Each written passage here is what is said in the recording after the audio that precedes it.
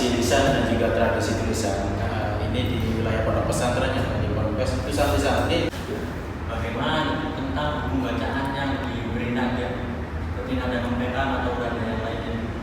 Membolehkan menggunakan bacaan dengan nada, dikhawatirkan itu menambahkan huruf lain.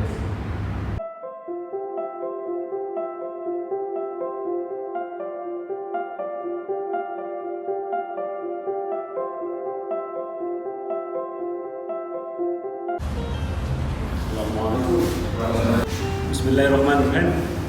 Sekarang kita pertemuan ke yang ke-9. Iya Pak. Terkait itu ada dua. Yang pertama tradisi lisan dan yang kedua tradisi tulisan. Tradisi lisan itu biasanya diajarkan musyawarah, diajarkan kiai-kiai. Menunjukkan setelah sampai selesai diajarkan membaca Al-Quran, cara membaca Al-Quran, sanad keilmuan. Dalam tradisi tulisan, batul huruf ini biasanya larinya ke harokat. Ada di dalam batul huruf itu ada huruf. Itu pembahasan yang pertama. Yang kedua itu tentang hukum bacaan. Huruf itu dia membaginya tiga hal.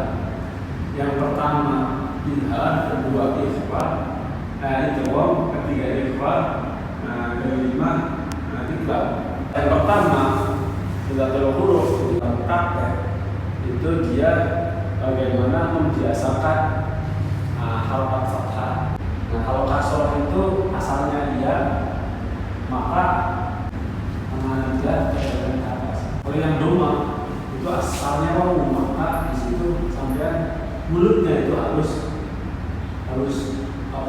mencucu, mono. Kemudian yang kedua itu terkait hukum bacaan. Ini tidak jelas itu sesuai dengan makhrajul huruf, sesuai huruf dan makhrajul dan sifatul huruf setelah pembahasan hukum bacaan. Yang hukum yang kedua itu kan memasukkan huruf yang pertama ke dalam huruf yang kedua.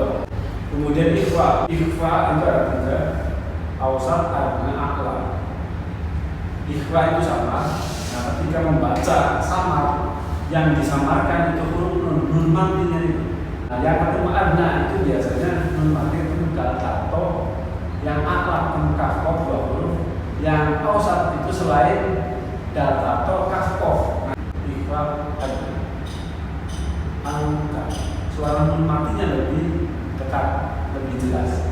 Ketika bertemu dengan kaf atau kof, sebaliknya masuk dalam kategori ikhfa aqlab, suara nun matinya jauh.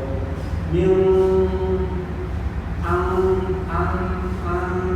mil sudah jauh. Nah, itu apa? Kalau awsat itu tengah-tengah atau musim insan.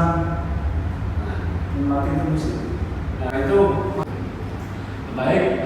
Itu penjelasan tentang hukum bacaan.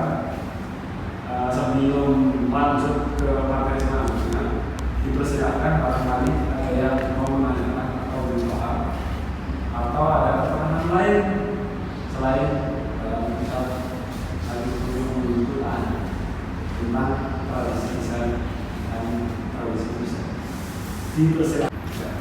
Baik Pak, ini mengenai pembacaan Al-Quran menurut tradisi lisan dan juga tradisi tulisan. Ini di wilayah pondok pesantrennya di Ponpes itu santri-santri.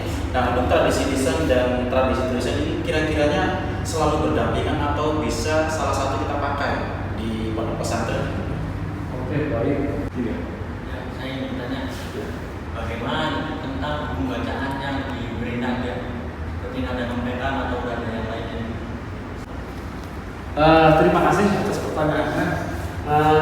Saya jawab yang pertama, tradisi membunyikan Al-Quran, membaca Al-Quran dan bacaan Al-Quran yang ada di pesantren. Apakah dua tradisi itu digunakan atau salah satunya saja? Nah, ini tentu biasanya kalau di pesantren itu kan ada kelasnya ya, kelas dasar, kelas menengah, kelas paling atas kan. Nah biasanya kalau kelas yang paling bawah itu belum disebutkan alasannya apa dia membaca seperti ini, seperti ini, seperti ini.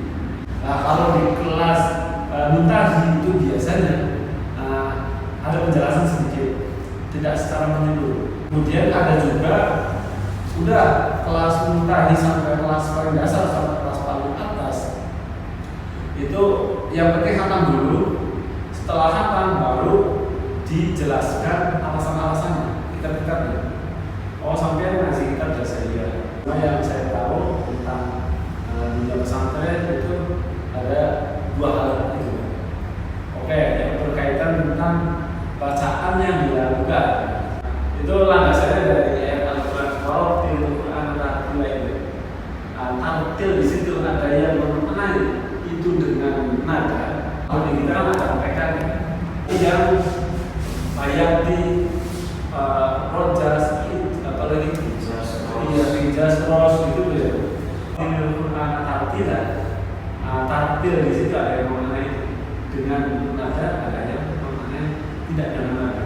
Karena hari ini saya melihat kalau bernada biasanya dia menambahkan huruf. Sumama akuzu, lafaz akuzu. Ini kan ada 3 huruf ya. Hamzah, ain, wawu, ada 4 huruf. Ya kan? Ketika harusnya kan kita membunyikannya ya 4 huruf. Aku kan gitu ya 4 huruf. Nah ketika dilakukan ini biasanya menambahkan huruf. Hamzahnya banyak. Ikuti. A'udzubillah. Jadi dia mengikuti huruf.